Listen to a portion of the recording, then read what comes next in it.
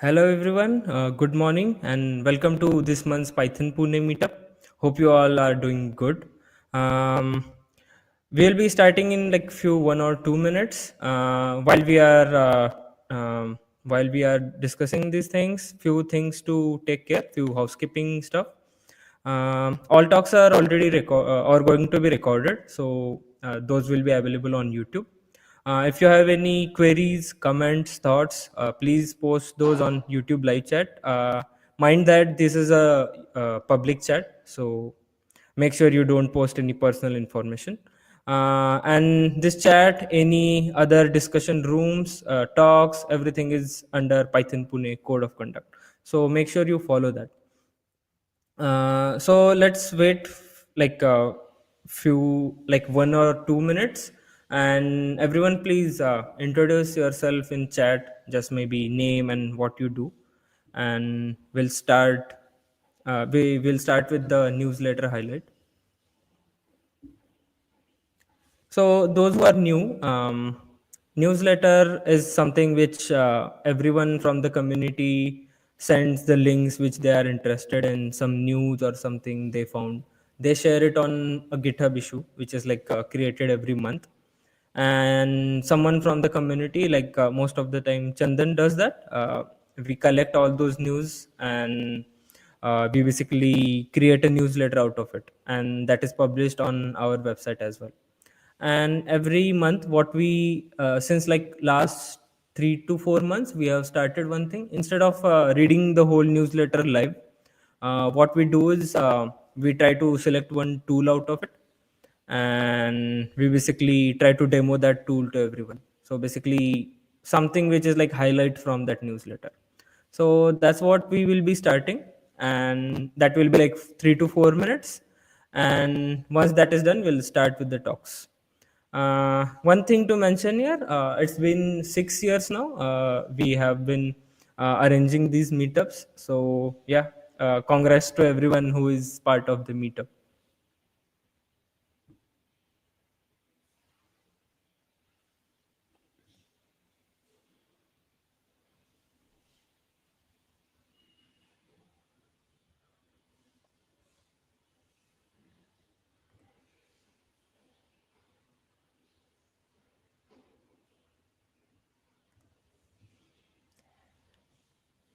Chandan, you want to share your screen and show the tool which you wanted to?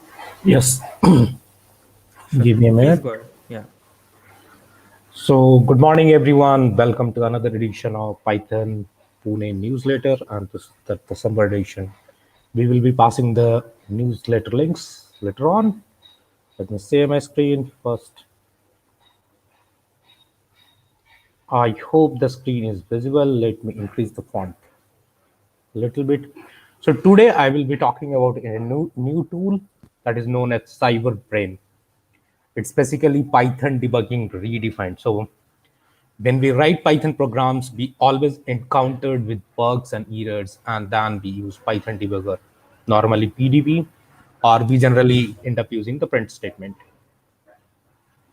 So as you see the title, Cyberbrain is like Python debugging redefined. Cyberbrain aims to free programmers from debugging. It lets you backtrace variable changes, see every state of Python execution, including variables, and debug loop with confidence. So first thing, one of the requirement for this project, you need a VS Code. I hope you should have installed it. And if not, please go ahead and download the VS Code. So Cyberbrain is a Python package. So first thing I'm going to do, I'm going to do pip install Cyberbrain, so it will get installed in my system. Another thing, it also provides a VS Code extension, so we need to install that code install extension came Cyberbrain. So let me install that also. Okay, and for the experimentation purpose, I'm going to use this repo itself. So let me clone this one also.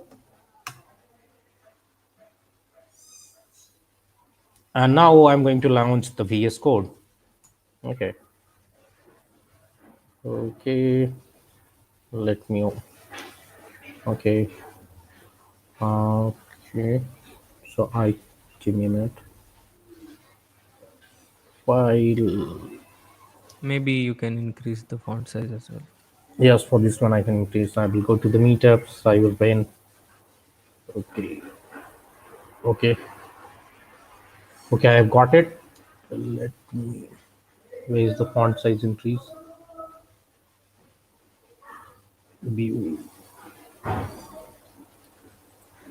hope. You can do Command plus. Yes, that would work. Remind me later. Okay, so this is a cyber brain. So within the cyber brain, you can find examples also. So I'm going to take one of the example which is shown here, that is low, like in this screenshot you can find they have opened that, like the trimers.py. So let me open that one. So you can, under examples, you can find under rhymers. So this is a simple script. And as you can find that, like if you want to use cyberbrain, you need to call from cyberbrain import rest, and you need to use a decorator over which you want to run the trace, like what is happening there. So you have to call at the rate decorators over the functions, and after that we need to run the code with without debugging. And let's see, run it and see how it goes. So as here you can, so within that function, like first thing is word is called. Okay, so as here it will pass apple, and if you go down, so so here apple is passed, so here you can see apple. And what is happening with, like, it's getting converted to lowercase, then what is happening, it will say everything. So like you can see the flow of each of your variable, how what is happening, what the value is sitting, how objects are getting created. And this way, like, you can find out like what is getting right and wrong. So there are multiple examples here. So for later on, like if you go, like let me try with something different. So if I run bottle.py and say, let's see how it goes. Okay. So for bottle.py, they try to run for verse. It's called the main function, and here verse is used with map. And where is this stuff? Sorry. Cybertrain first. So bottle, it first. Where is the first thing? So from bottle, it goes to next bottle, and you can see like what is happening. And this way, like you can find out what is going on with the line numbers and everything. And I hope you like this tool, and I look forward you people to try it out. I will pass the project link in the YouTube chat room. That's it from my side. I will stop sharing my screen. Yeah, this was interesting, Chandan. Very, very impressive. Agreed. But Yeah. I don't know, some people in the chat might also have the same question. So even I do. This works like you just demoed for single-threaded applications. How does it also support multi-threaded and multi-process applications? So right now, no, they have a list of features they are working on. So Okay. right now, what it supported, it like, so it's coming in like multi-frame tracing is coming like 2.0. So right now, no, it is not much more mature, but so this is like version 1.0. So it does not contain much many features, But but you again, can, yeah, so this is very active project, you can try that out and suggest, create an issue, and like send a pull request to them. It's basically a Python project, so you can play with it. yeah, definitely. I would love to, because I think this is really helpful. A lot of people, when they're debugging, they really struggle with PDB if they have to use. And most of the times we end up using PyCharm or some other editor's debugger. So I think this is also really helpful that we can see step-by-step trace and in a graphical format. Yeah, over to you, Bhavan. Thank you. Yeah, cool, cool. Thank you for the demo, Chandan. This was nice. So next up we have a talk by Jatin. So he has been involved in Hyderabad Python community as well, HydePy, and he has like 5 years of industry experience. And he will be talking about Python's memory management. So this talk is going to be very interesting, and this is something everyone would like to know how things happen inside and all. So yeah, we can start with your talk, Jatin. Thank you, You can Bhavin. share, yeah, you can share your screen and over to you. Thank you, Bhavin.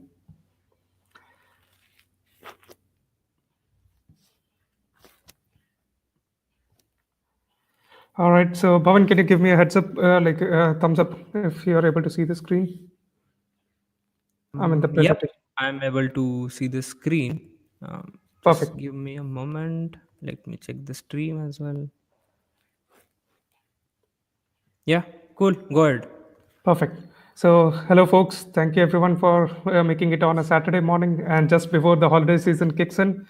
Myself, Jatin Goel, I have come with 5+ years of industry experience working on variety of products ranging from tools and automation, cloud services, REST API, programmatic advertising, and on-premise products, including some Google OAuth integrations.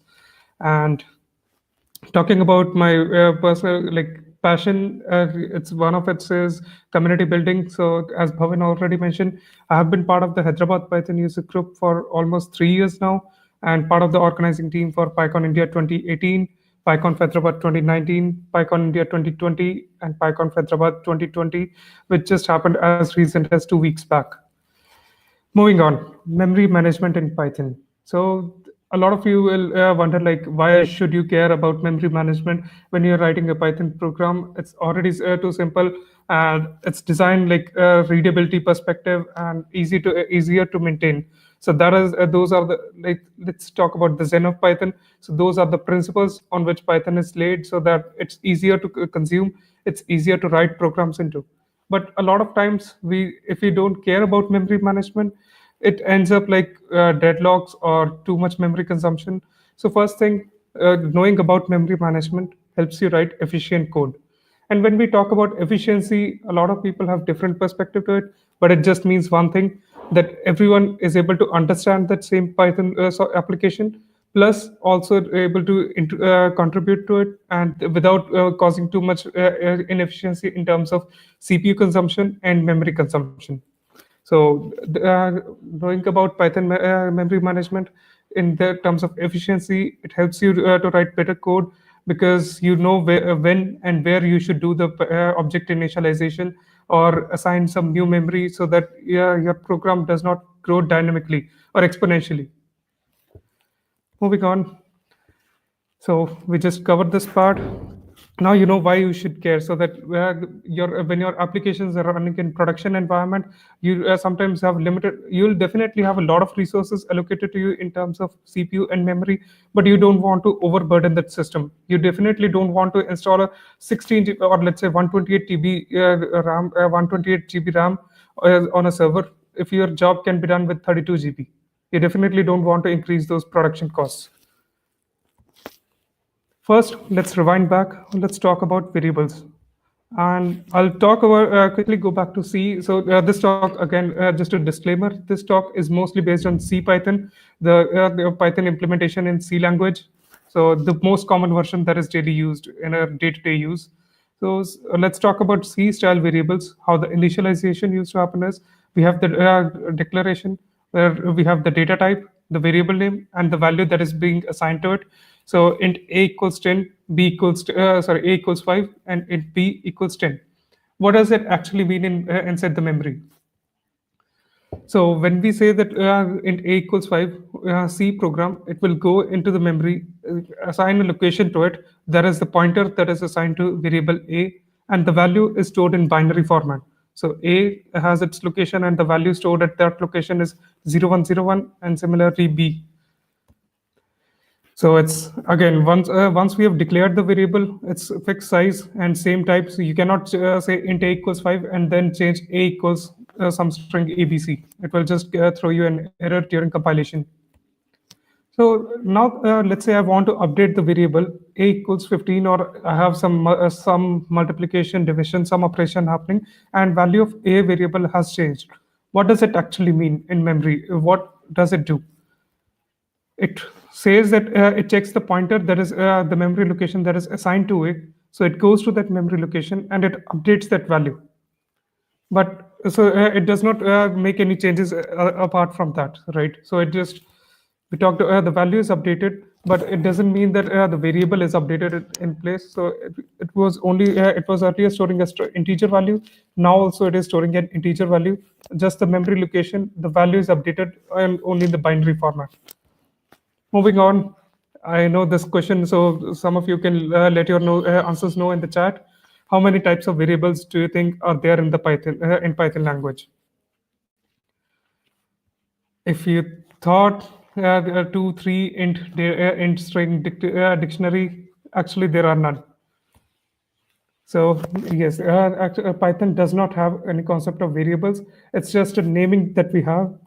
But rewind back, Python, we always used to read that everything in Python is an object. So when you say a equals 5 in Python, it just creates an object which contains the value, which is of type integer and contains the value 5. So basically, that also is an object. Python has names. So what names actually means is Python has names which have the references to those objects. So when I say a equals 5, Python creates an object which is of type integer just for its introduction. So it's C Python again, right? So it just maps a data type to that object that it's of type integer. The value is 5, and this is its reference, which will be assigned to the name that I have given a, which we call as variable in Python as well. So how many type of objects? Basically two type of objects. So one is simple objects. There is numbers, strings, integer, float. When I say numbers, it includes integers, float, double, long, all kind of big int, everything you can think of. And then strings, character, and container objects are like which can contain multiple container objects or simple objects, which includes dictionary. You can have any type of key. When I say key, it's like hashable key, so only tuples. You cannot have list as a key for dictionary. So dictionaries, lists, and any user-defined classes, those are containers. User-defined classes, you can have n number of variables, so it is actually acting as a container. How are objects stored in Python? So Python uses two data structures, stacks and heaps. Stacks are used for storing all the variables and functions, so what are being called, and heap is what is so stack. When you say let's say a equals 5, a gets pushed to the stack. Heap is actually used for storing the actual value. So the heap will contain the object that has the value 5, so that you can have multiple names in the stack, but we'll get to this, so how it stores only single object. So what do we mean by references? Just a sec.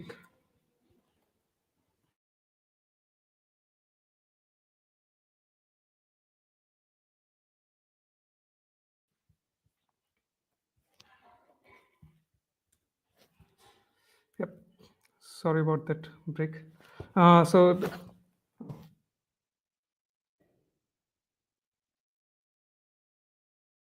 references, what does that mean? So when we talked about like object is created in memory and object has like data type associated to it, and what is the value associated to it, and we talked about the name that is like a what we gave, and it has a reference to that object. So it's basically meaning that it is storing that how many names are referring to a single object. So name or container that points to another object, as we talked. It can not only be a name. So let's say you give a equals 5, and you went to a list. You did list xyz equals first value at index 0 is 5. So that also is like same object. 5 is already there in memory of integer type, and that object now it has two references. One is the name a. Second is the list index 0, which is also referring to that same object. So that's how we maintain a reference count, like how many references are there for this object. Let's quickly talk about it. So when we do this x equals 10, you see x is a name that is created and it will go into Python stack. 10 is an object that is 10 is an object that is created with data type of int, value is 10, and that is pushed into Python heap inside the Python program. And the reference is for that object 10 is set to 1. Now, when I do y equals 10, it does not create in memory, it does not create any new object. Let's say it won't create a second object which has the same value 10. It sees that there is already an object with that value. It will increase the reference count for that. Now, when I do z create a list, now that also both indices, it has two values 0 and 10 and 10 at both indices 0 and 1. So again, the same object, but the reference count increases further by 2. So object is there in memory, which value 10. Now its reference count is an additional field, which count has gone to 4. Now, how do we decrease the reference count? Is we already talked about how we can increase the reference count for an object. Now, how do we decrease the reference count? Is first there are multiple ways about it. First way is change the reference. X equals ABC. Now the X name was already there, but I have changed that name to assign to some other object in memory. So when I did X equals ABC, it's the first time initialization. So Python will go in memory, create an object, a data type string, and value is ABC, and change the name reference for X to point to this new object. Similarly for Y. So now the references for the object 10 has actually decreased by 2. Next thing is use the del keyword. So a lot of us must have used the del keyword in our programs when, let's say, you created some object, you wanted to create it temporarily, or you wanted to release back that memory to the OS. What you end up used as was del X, or like delete that object. But does it actually delete that object? It does not. It just decreases the reference count of that object that was being referred to by that name. So when I say delete X, it just deletes the reference count to 10 that was coming from X. It does not delete that object. It only removes the name as a reference to that object. Third way is going out of scope. So let's say this test function is there. I just initialized X equals 10. So that time I created an object 10 which has a name X being referring to it, and the reference count is only 1. After I finish the function, the variable goes out of scope. So the object is no longer required. Python's garbage collector will kick in. It will see that there was an object 10 in memory, but there are no references to it, so I can safely remove it and collect that memory. So what happens when there are no references? Like we just removed all this, so it can be removed from memory. But so that garbage collector automatically kicks in and it will collect that memory of that object. So just want to take some time, rewind what we have already discussed.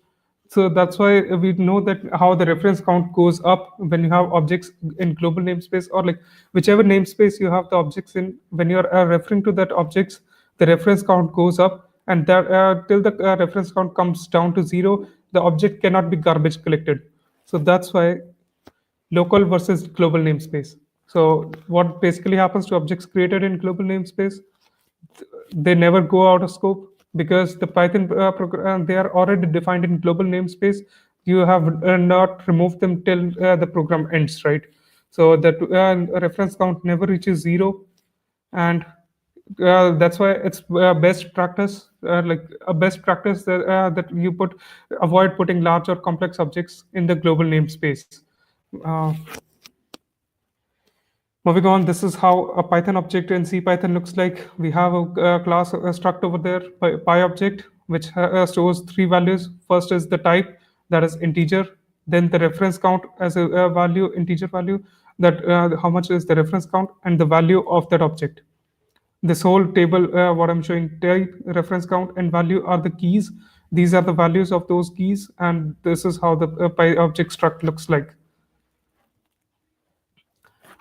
Just a small proof of concept that I've designed over here. So I do x equals 10, y equals 10, and this is the object on the right side. You see this is the object looks like type integer, reference count 2, value equals 10. So x and y are two references, two names. There are two references, but a single object in memory. So when I do x equals y, it checks for the value for those references. It basically says 10 equals 10, it matches. But when I do x is y, is the equality check for the memory location. X equal y was the check for the value. X is y checks whether the memory of both these names is same or not. And the proof is, so both of them return true. ID is a Python built-in variable function to get the memory address of that variable, of that name. So both of them, x and y, return the same value. This brings us to interning. So what we talked about, like it just creates a single object in memory. Python does it by default using interning. So interning is a process where it like immutable objects which have like integer or string, with whenever we are initializing those objects for the first time, it will see that this is an immutable object. So integer, like we cannot change its value after it has been defined. Similarly for string, if we try to change it, it just gives us the error, right? That unable to change the immutable object, and we end up creating a new string from that existing string using, let's say, substring or concatenation. But string at the end of the day, it's immutable. So it will interning Python interning will only work for immutable objects.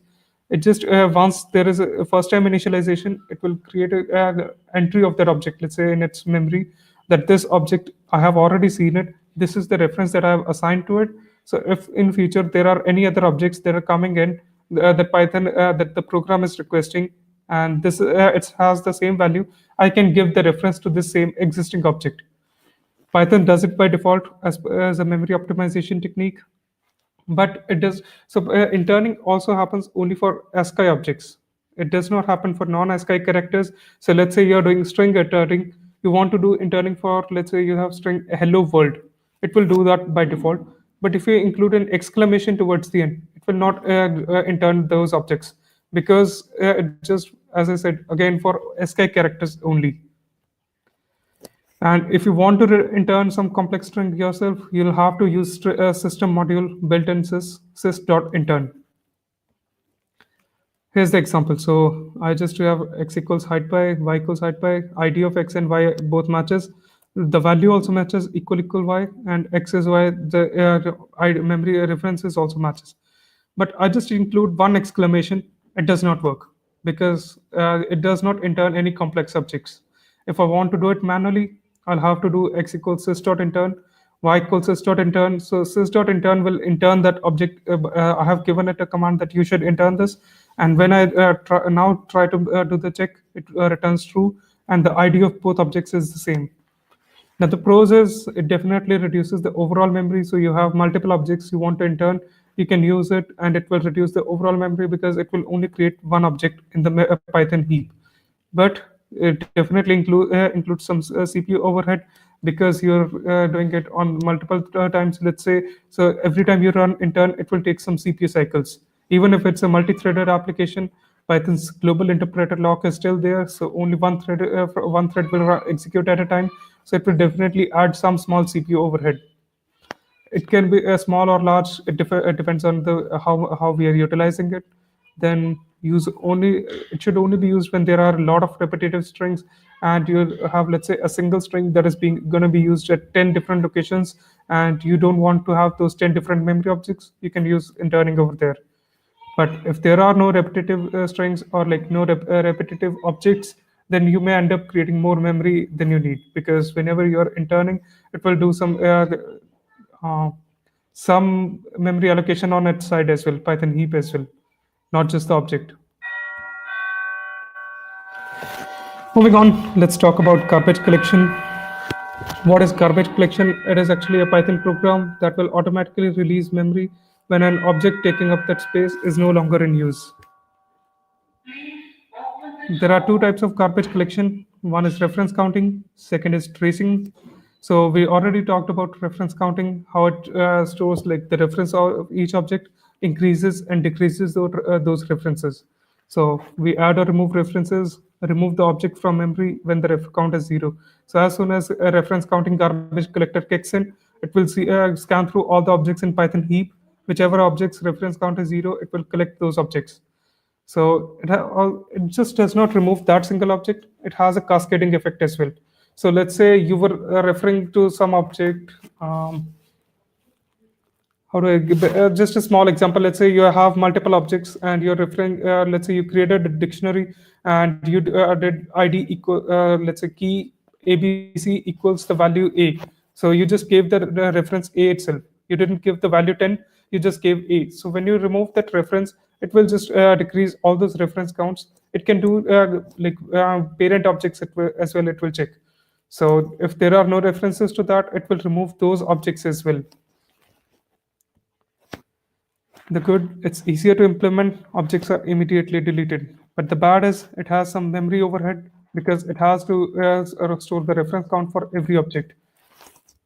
It also has some execution overhead because it needs to update the reference count on every assignment or change at any time. It does have a challenge to itself, like it does not detect cyclical references. This is a small example that I have. So let's say we talk about tree or graph. We have a node and the value and what is its child. I create a node that is root and its value is root, left, right. I said root's child is being left child is right, but right has a child back to left. So right and left have a cyclical reference to each other. This is how it looks like. Let's say root. I created a object node root. So this is the object node which has the value root. Its reference count is one, which is the name root. Then we have left and right. So root dot child left. First is the reference count for left is the name left that we have given. Second is root dot child equals left. So the root dot child also refers to this object. Third is right dot child equals left. So this is like three reference counts. For right, there are only two. One being the right name itself, and left dot child equals right. That is the second reference. Now, when I remove all these objects, let's say reference, so delete root, delete left, delete right. I deleted this name, it removed this. I deleted left, it removed that. So root was deleted. So root dot child also reference was deleted. Left was deleted, but there exists a reference right dot child equals left. Similarly for right, I deleted right name. So right was deleted, but left dot child equals right still remains. So reference to root is deleted, reference count becomes zero, root is deleted, its child reference count to left is decreased by one. But so if we all still see that left and right still have one reference assigned to it. So whenever the reference count garbage collector kicks in, it will only collect the root object. Next comes the second type of garbage collection, that is tracing. It uses mark and sweep algorithm. So we already have a garbage collector root that this is the entry point of our Python heap from where we have the heap where all the Python objects are created. It will start from there. It will try to reach or mark all the objects that it can reach in the Python heap. So it just marks them in the marking stage. Second stage is sweep. So it sees that these objects are already reachable from this garbage collector root, but the rest of the objects which were not reachable, let's say these two objects on the bottom left corner are, let's say, the left and right childs. It has a reference to each other. So they are not reachable from any other object. We can safely remove them because they are basically not reachable from the Python program, even though they can reach to each other. So what does Python use? It uses two types of garbage collection. One is reference counting. Second is generational garbage collection, which is a type of tracing garbage collection. So what is generational garbage collection? It has, based on the theory that most objects die young, it basically maintains three generations of Python objects. Generation 0, generation 1, generation 2. Generation 0 is the one that is again, most objects are stored in generation 0. So the concept is like when you create objects in Python program, most of the times you're creating it for a smaller period of time, that you just want to use it for a small function. After the function is finished, you want to destroy get rid of them, and they are easier to be destroyed. So let's say you have some small helper functions, whatever variables your names you are defining in those functions, you want them to be collected as soon as they are finished. So the helper function, you can call it multiple times, right? That's what this does. So generation 0, 1, 2, all the newly created objects are stored in generation 0. So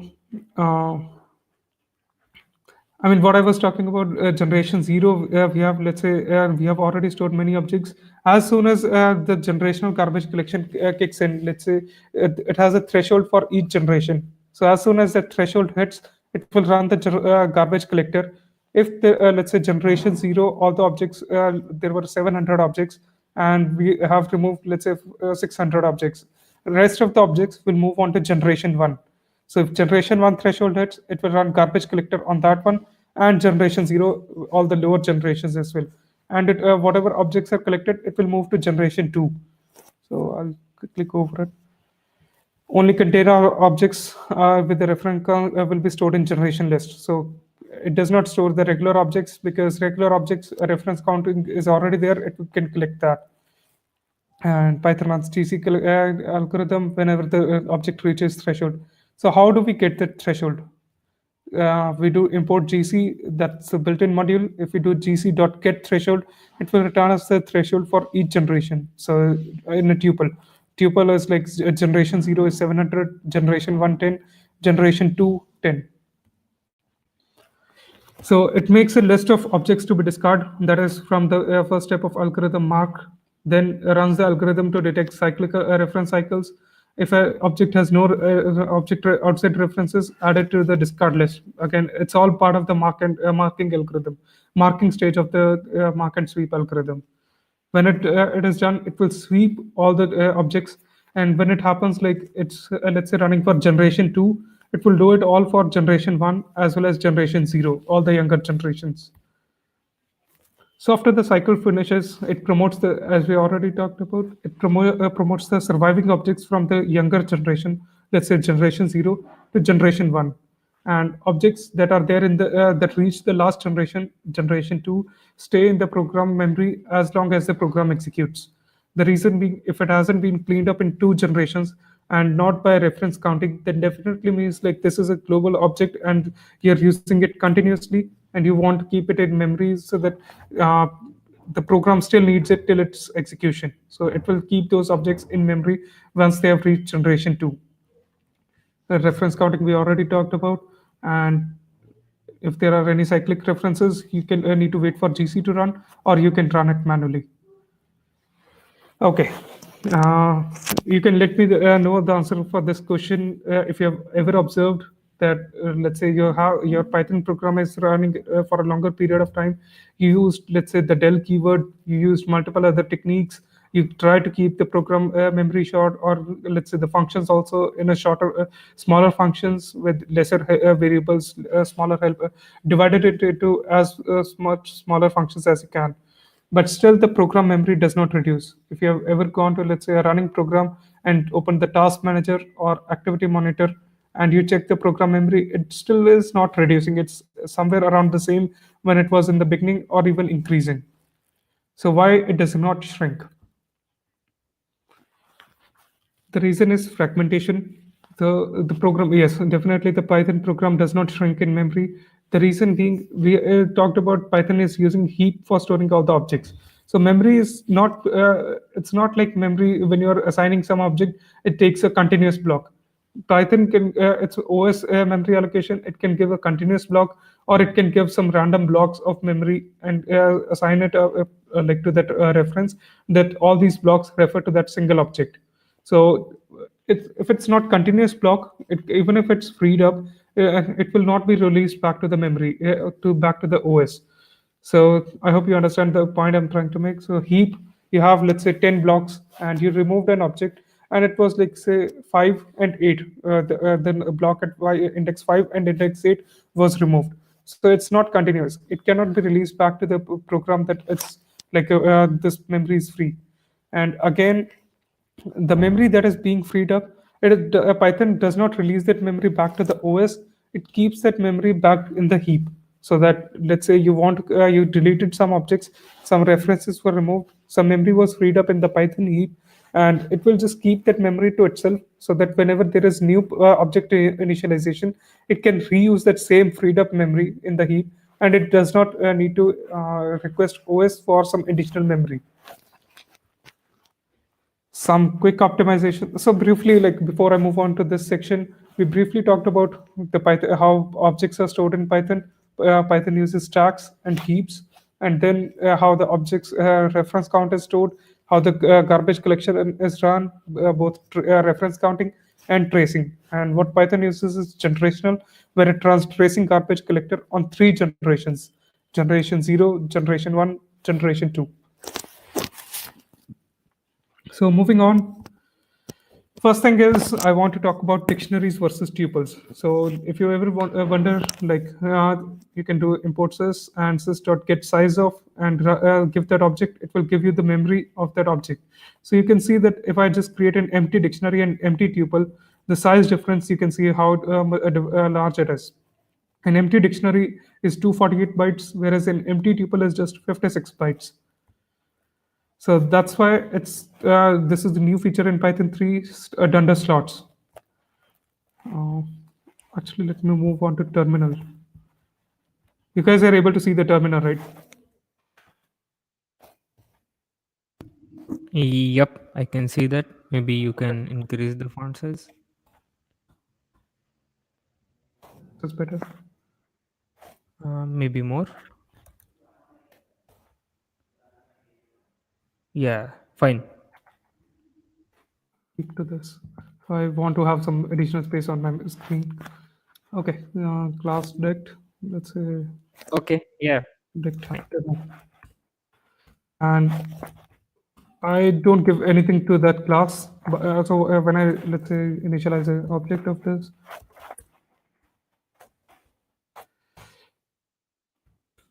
right? So I already have this object created. I did not define anything. It's just a empty class, just an object I have created. And whenever, let's say, I can give any number of variables to this dictionary object, sorry, this class object, and I'll just clean the screen. So d dot a equals 1, d dot b equals 2, c 3 equals 4. So what does it actually do? So all classes maintain a dictionary, so where it can store all these variables that are coming in and the values that it has. So if I want to see the dictionary, d dot dunder dict, you see all the variables that I created, A1, B2, C3, D4 are actually stored into this dictionary. And when I say D dot A, it goes into this dictionary, checks which value matches this name, and this key matches, so it returns that value. D dot A just returns 1. So that is the example. Like I can just give D dot ABC equals, let's say,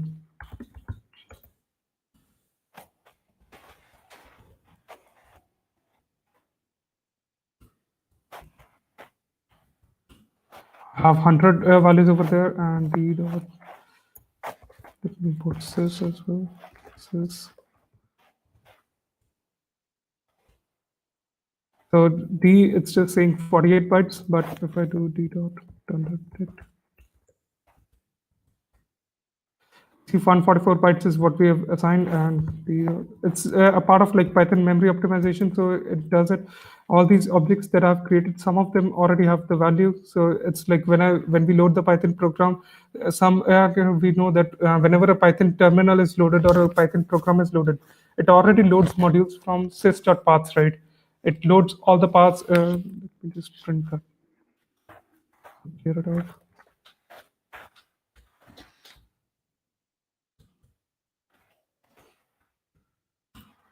So all these are the Python paths that I have, and side packages. So it will load modules from there, whichever needs to be loaded as part of the Python program execution. And when it loads them, it will in turn those objects. So whichever objects are already there, it will not add memory for those objects into this Python program, into this dictionary that I've created. Now let's slot them.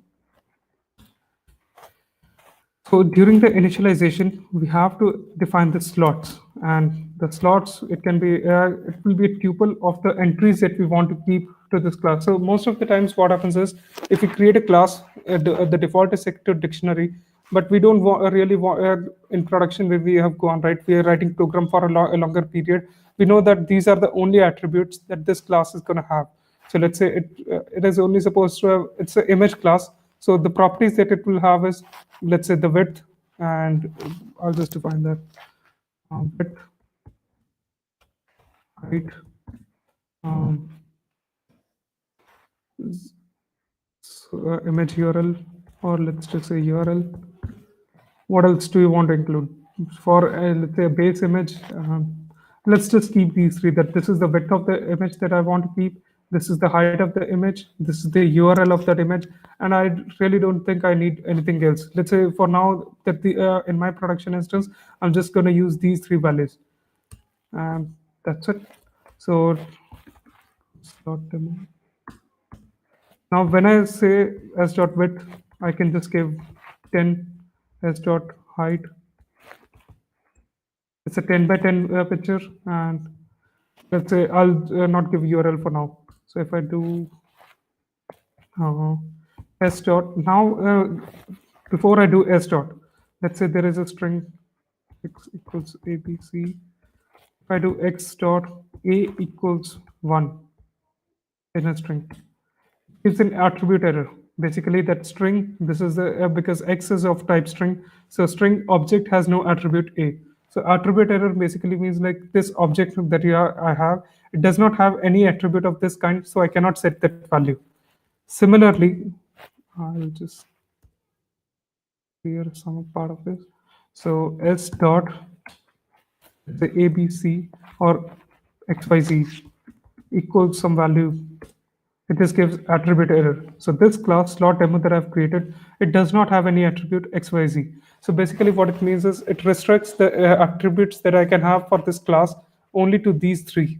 So I cannot have any additional attributes to it. So it will definitely, we already saw that dictionary's memory consumption is more than a tuple. So at the end of the day, and if I do s dot dunder dict, actually does not have any dict. So it only has slots, which is a tuple, width, height, and URL. So I can have only these three values assigned to that instance of that class, and I cannot have any additional instances, saving me some memory in production. So let's say the good example is I'll talk about a blog that towards the end. The blog talks about an organization which saved reduced almost 9 GB of RAM of memory consumption for a Python program when they just they didn't do any other change. They just use slots for all their classes because they have some common classes for which they are initializing millions of instances, thousands at least, thousands of instances. And for the let's say image also, right? If I define this class slot demo as image, I'll have width, height, and URL. So in our let's say a simple application, if I talk about Facebook, how many images will it have? So if I'm just creating any millions of objects over there, definitely I'll end up consuming a lot of memory over there. But if I'm using slots, I'm redefining that memory that don't use a dictionary because I have a fixed size, just use a tuple. And that will reduce the memory size overall without me making any major changes. So this is really when to use slots. This is really helpful when you're creating many instances of a single class, and you already know in advance what properties that class should have. So this we have already seen the example. I can only define the values of the names that I've given during slots initialization, but I cannot have any random attributes defined during runtime. And it definitely it's tuple, so it is hashed and it gives you faster attribute access. So I recommend this reading on Python tips for slots. Moving on, there is also a module in Python built-in library that is vgref. So sometimes what happens is we want to keep an object, but we don't want to. We want to keep a reference to that object, but we don't want that if this reference is there and the actual object. Let's say I had a equals some dictionary, or let's say response is our name, and it had a response from an API call. So I want to keep that response. I want to maintain a reference to it, but I don't want that if the response object is overwritten, or let's say I do response equals API call XYZ endpoint XYZ, it returned me the response for XYZ. But then I made the call response equals API call ABC DEF, some endpoint random endpoint. Now the response name was the same, but the object has changed. So I definitely don't want to keep a reference to that old object, and I want that object to be removed. But I just wanted a weak reference so that I can just use that at some other location. So this is what weakref is. It creates a reference to that object, a response, but it does not keep it as a strong reference that when, let's say, the actual object response is changed, its reference count is changed, or it's deleted, then I don't want to keep that object in memory just because I have a weak ref to it. So it's useful for implementing caches or mapping holding for larger objects, and it does not keep it alive. Rewinding back, we learned about Python as names, references, and objects, reference counting garbage collection, tracing garbage collection, generational garbage collection. We talked about garbage collection, how it is helpful. It frees up the memory in the Python heap, but keeps it to the Python program. That's why like Python program does not shrink in memory. So it keeps it in a heap itself for further object initialization. Then we talked about dunder slots. Then we talked about weakref. These are some of the sources that I referred for preparing this talk. Sorry. And these are some of the readings that I would definitely recommend. I'll be sharing this presentation link shortly, and you can connect to this presentation at any point of time. And I think the recording will also be available over YouTube. So the Python module of the week GC, this blog that I was talking about, where a company just used Python slots and saved 9 GB of RAM. So their production instance was using 25 GB of RAM. They reduced it to 16 GB. That's a big change with just one optimization. And peephole optimizer, so interning and all, weakref. And before I move on to questions, I'll just take a minute going back to Python console and show a couple of more things. I'll first do weakref. Say I create an object a.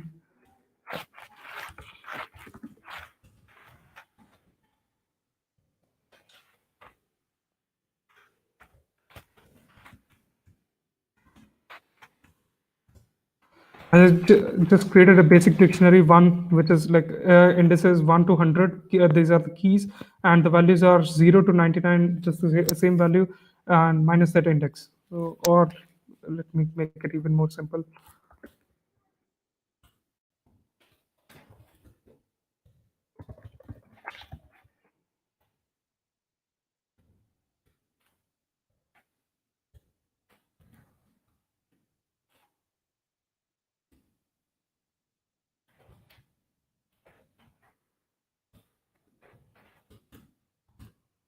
So it's like duplicate, double the value of that square. So 1, 1, 2, 4, 3, 9, 4, 16. These are the keys that I've defined, right?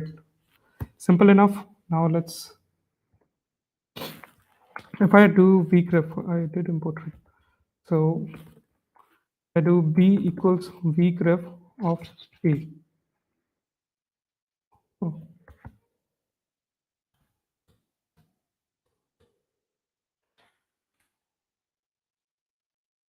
it's been a while that I went back to this. Sorry.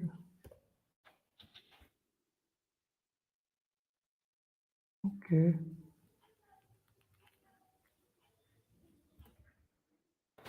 Well, Python documentation is our best friend. So let me just take a minute.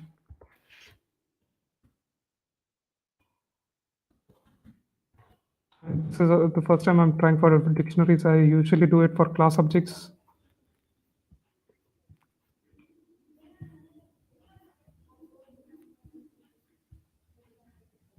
So this is how it is. We create an object and we have the reference. Actually, let's go back and already have the.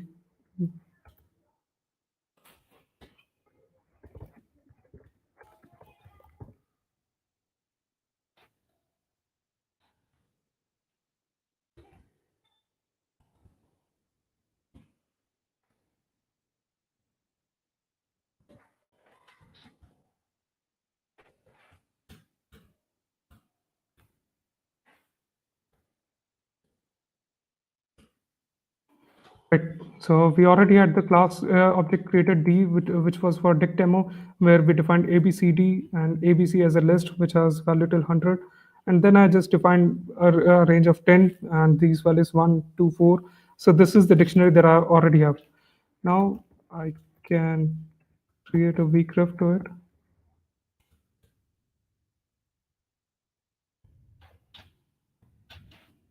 And assign it to some value x.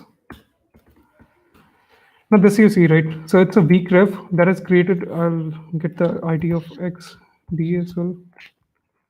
So it's an hexadecimal and this is an integer. So that's why the difference. But weak ref, which is created at this memory address, which is created to this dict demo, right?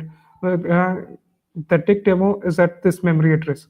But now if I just do delete of d, so D is not there anymore. If I do X, it just says that weak ref and it's a dead reference. So it does not actually, otherwise if I do, I'll have to create that object again.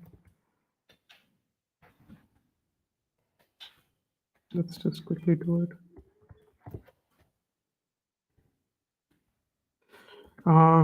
Moderators, please let me know if I'm just running over my time. I'll quickly try to wrap it up as soon as I can. So this is the dictionary that we have created, and if I, instead of just creating a weak ref, I'll first say AB equals D. So AB is also there, D is also there. Both objects have the same reference, and I just do AB dot A equals 1. We see that same changes reflected to that as well, because it's the same object at the end of the day, right? And now I'll create a weak ref, put ref to D. The initialization is there, and if I do B and for the other object AB, if I do del of D, I'll just clear the console. B is not there, AB is still there, X still exists, because the dictionary demo, like this object at this memory address, is still alive. So this dictionary object hasn't died yet. I can still use it because there is already another reference to it. I just, when I did del D, it just removed one reference to that object. It did not garbage collect that object, because that object is still there. Now if I do del of AB as well, that just says that weak reference is dead. Remember, we never initialize X as a weak reference to AB. We just initialize it as the object to the name D. So, but again, the reference was created to the memory object, to the memory reference of that object. So that's why when I deleted both of those strong references, so these were strong references, right? D and AB. And when I deleted both of them, it just, the weak ref was no longer required. I can use this weak reference so that I can pass it around to some other objects. Let's say I have some response. I can create a weak reference to it. I can pass on that weak reference to some other locations and use it over there. But as soon as the current object, let's say in the main program, I have response, and in the other threaded program, I just pass its weak reference, weak ref response, right? If I in the main program, I had the execution going in parallel, and in the threaded program, in the child program, I was using that weak reference. I was just getting using that weak reference to get the values from that API response. But at some other point in the main program, I just overrode that project, overrode that object with some other API call response. So that time, this weak reference is gonna die, and I can have a check in my child program that if it was there, I can use it. Otherwise, it was just a cache. It wasn't the actual value. It was just the cache I was using, right? So at this point, the strong reference goes away. The object is garbage collected, but it does not stop the so the weak reference does not hold that object in memory. So that's how this weak reference is really helpful. Moving back to the presentation, so these are the things that I quickly wanted to cover. And if you are interested about learning about interning as well, let me just, there is a built-in module this, which actually like disassemble. So I'll just quickly show one example. Let's say the func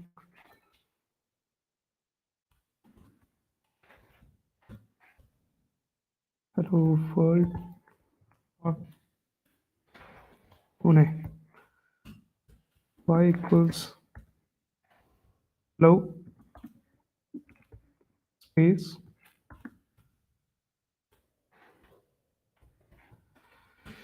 sorry, I did both of them as X.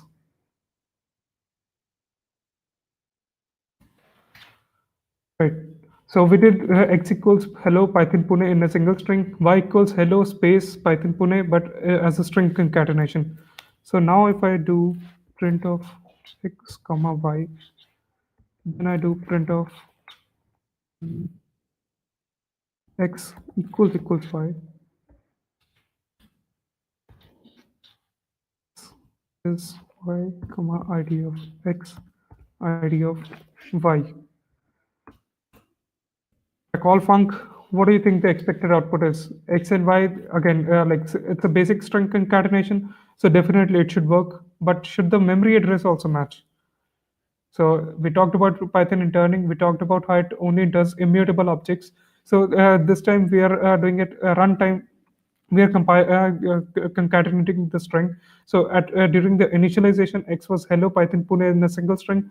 Y was hello space Python Pune, but as a string concatenation. So we are basically concatenating three strings. You can let me know the answer in the YouTube in the stream chat, and we'll come back to that. It's just 2 more minutes.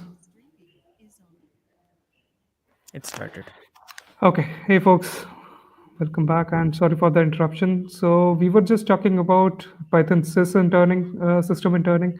So we talked about like hello Python Pune as in the variable x in a single string, y equals hello concatenate with the space another string space with the third string Python Pune, and we did x comma y. So hello Python Pune, x equals y. The value matches, but ID also matches. So you must be wondering, like during runtime, it was supposed to concatenate, right? It wasn't like when I initialized the values were x equals in a single string, y was a concatenation of three strings. So hello space Python Pune, but still it matched. And if you ever want to check how it is working, we just talked about like this dis is a Python built-in module. If I do dis.this func, or let me scroll back. So this is a disassembler for Python. How you can see what is being happening inside the Python program in the memory. So when I did load constant, when I did first a program x equals hello Python Pune. So this was 0 and then 1. This was the first step that happened. So load constant, it created a constant hello Python Pune and it stored it in the variable name x. Then I did y equals hello space hello plus space plus Python Pune. But then Python always compiles it into bytecode, right? During that bytecode compilation, it will take some memory optimization and do this part. So that's why it was stored as a single string hello Python Pune during bytecode compilation. That's why the strings match, because it did not happen at runtime actually. It happened during bytecode compilation. So this was formed into a single string. It sees, loads that constant, stores it, and now that this string was already there, it will use that intern string and not create another object in memory. Then we did print x and y, load global, load fast. So we did store fast x and y. Then I did load x and y, call that function, pop that value at the top. So it called print whatever the value was. It will store in a stack. It will pop that top value and push it on the console. Similarly, print xy and then compare operation was equals. So it will do that, call that function, pop that value from the top. All those values are, whenever we are calling print, it is pushing it into a stack, the values, and it will pop those values and print it. I mean, we have rarely seen this kind of thing happening, like pop and stack push for print, because most of the time when we have ran our Python programs, it will print that real time. But I have a Python program that I wrote for running a pipeline in AWS, and that pipeline, that script that I was running, it was running from a GitLab runner and a Kubernetes runner via the GitLab CI pipeline. So what I also observed was, even if I'm doing print, it was just keeping them in the stack. So I have real time printing, but I did not print anything real time. The script was running for 30 minutes. At the end of the script, when everything ran, it just popped everything from the top and printed everything on the console in just one single go. So that also happens sometimes. It depends on like how the Python program is running and in which configuration. Then we talked about Python XY is we are doing the is comparison, and then moving on, x, id of x, id of y. So that's what I just wanted to briefly talk to you about this function, that how disassembler. You can see all that is happening inside a function, line by line, in terms of memory consumption. Jatin, can you try resharing your Oh, screen? Yeah. okay.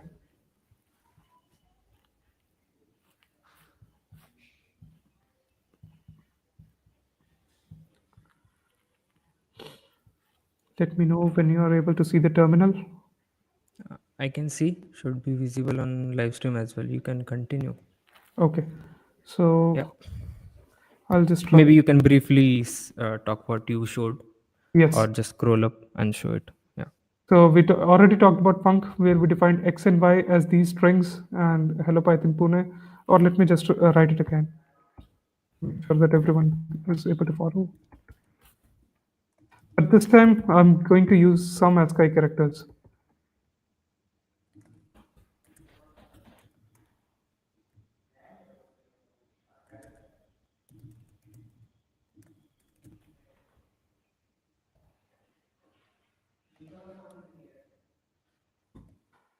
Okay, so x equals hello Python Pune, and in a single string, y equals hello plus space plus Python Pune plus the double exclamation.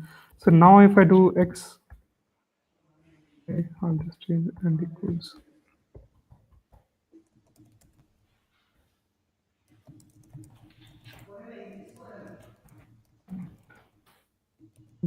x equals y.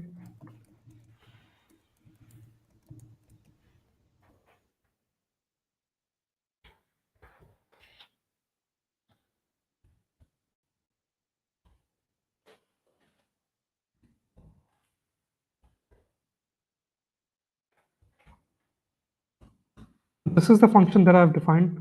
X equals hello Python Pune, y hello Python Pune, same with exclamation, but the only difference is x is at runtime, it's initialized into a single string.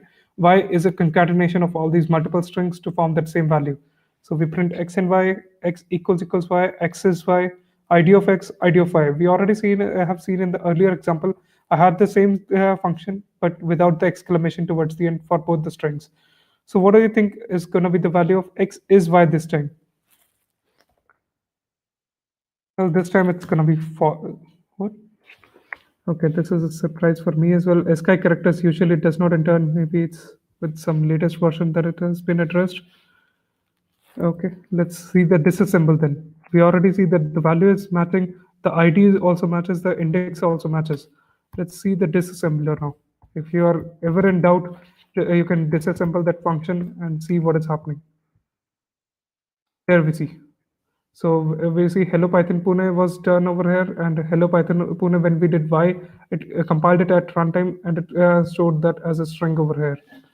So X, Y, X is Y, it does that match, and it actually returns true now.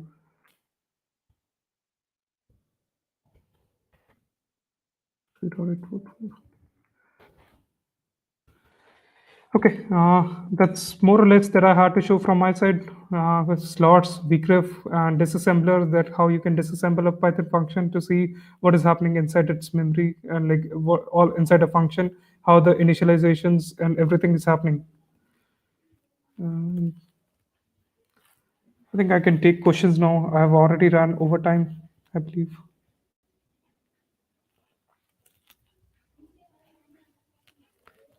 Yeah, you can go ahead with the questions. You can just switch the screen and show the questions Okay, however you want. Yeah. all right.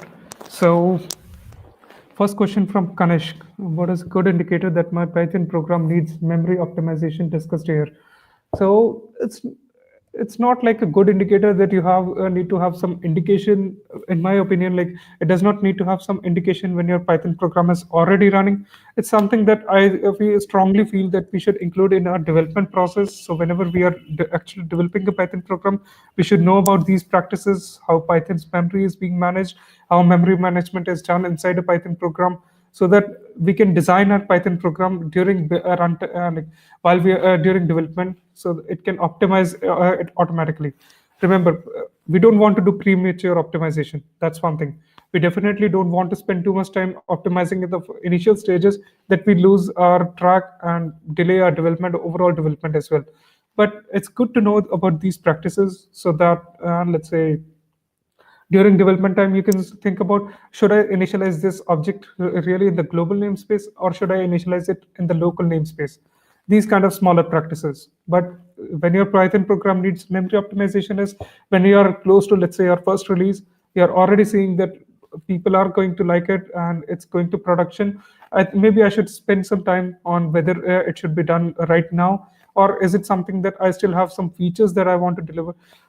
It's up to it depends, again, situation to situation. Sometimes you have a smaller program that you can feel like I can add some features to it right now and I will have time to come back to it, but now is better than never, sorry, there is a zen of Python, right?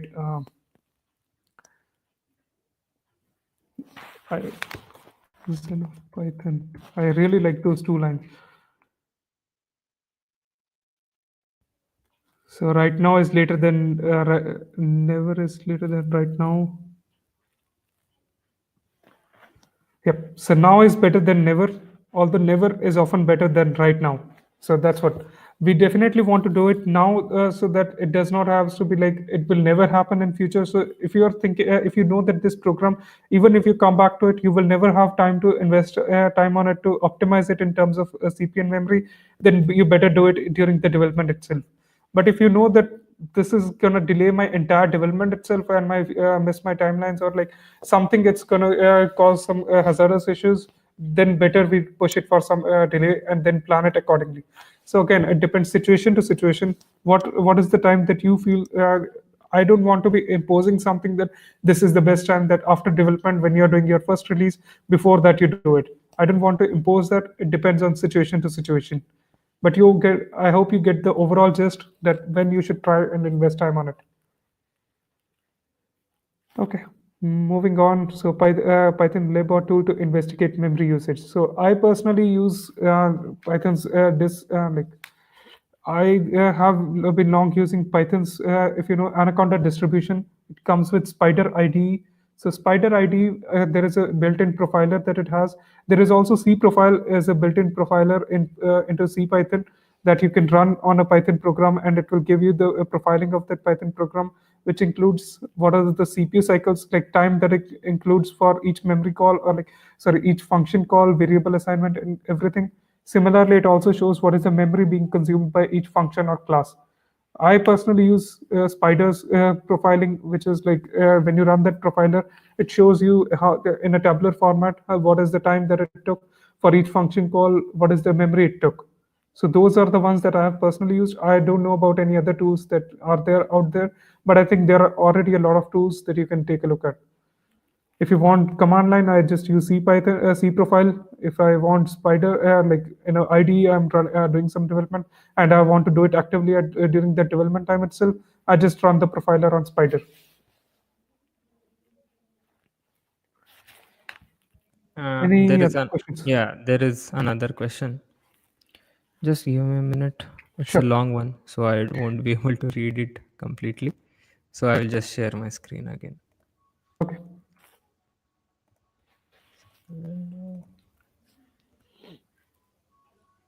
Yeah, Okay, should be that's a good visible. question. Yeah. Yeah, that's a good question. So cons of using slots is definitely, if you know that you want to have some, if you are going to add some variable assignment or like attribute assignment to that class at runtime, then definitely slots is not going to fit your program, because it is going to give you attribute error, and it will cause your program to crash if you do not do that exception handling. So it's good to know that which class you're going to use, and like for slots, which class you're going to use slots for, and whether it's going to be like having those static attributes only. It's not going to have any attributes initialized during runtime. If you inherit from a class having slots, can you add new attributes?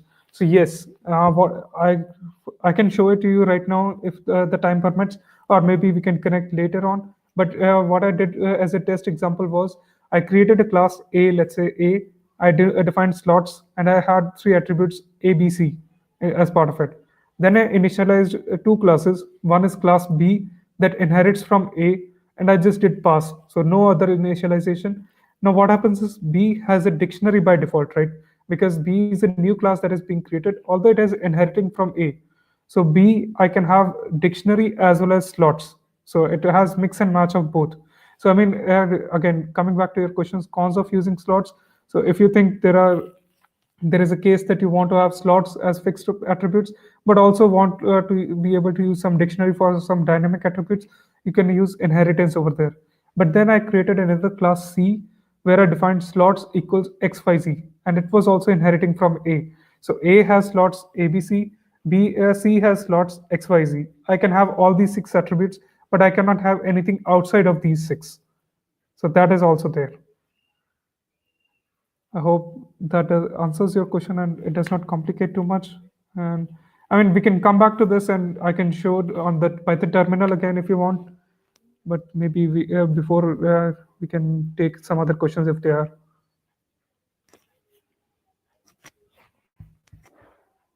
Maybe we can wait for a few seconds and then we can conclude. Sure.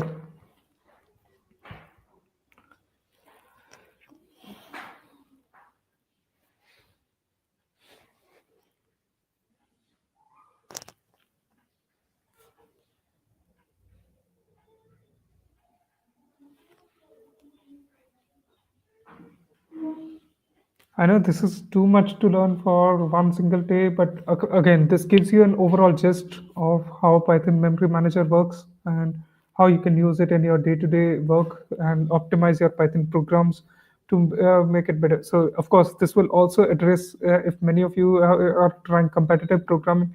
Sometime or the other, I bet you have seen the memory limit exceeded error on any single program at least once in your lifetime. That's what I can bet on. So if you have seen those errors, knowing about this definitely will help you grow in that perspective that how you can optimize your Python program so that it meets the time, it solves the problem, and it does not exceed the memory limit. Cool. I guess we don't have any more questions. Perfect. So my Twitter handle is underscore Jatin Goel. So it will be shared in the presentation as well. I'll send the link to the Python Pune team and they can circulate it. So you can always reach out to me over Twitter for any other questions or anything at all. Yep. Also, the issue where Jatin proposed the talk, which is like proposal, there you can reach out to him also. Yep. So, yep. Thank you, Jatin. This was really nice. I mean, we started from basics and then it had everything. So it will serve as a proper documentation for future folks as well. I hope So so. definitely, So yeah. definitely, I would, and thank you, Bhavin and Chandan and Vishal. Thank you, Python Pune team, for organizing this and inviting me as a speaker. Thanks a lot. Yeah, thank you. Will you be available after some time or? I can stay here for. I just need to get my adapter, so I'll be here Right. for another 30 minutes. Okay, okay. If people have any questions, they can join the Hangout room. Sure. Yeah, so Can you they send me can the ask link as there well? as I well. can also join Yep, over there. yeah, I will share the link here in Sure. our chat. Yeah. Thank you. Thank you, folks. Thank you for attending on Saturday, and hope you had a great fun and some great learning. See you all. Stay connected. Nice. So next up, we have a small talk, which is basically how was the year 2020 for us as a community for Python Pune, which new things happened during this year and all. So maybe I will share my screen and we'll continue.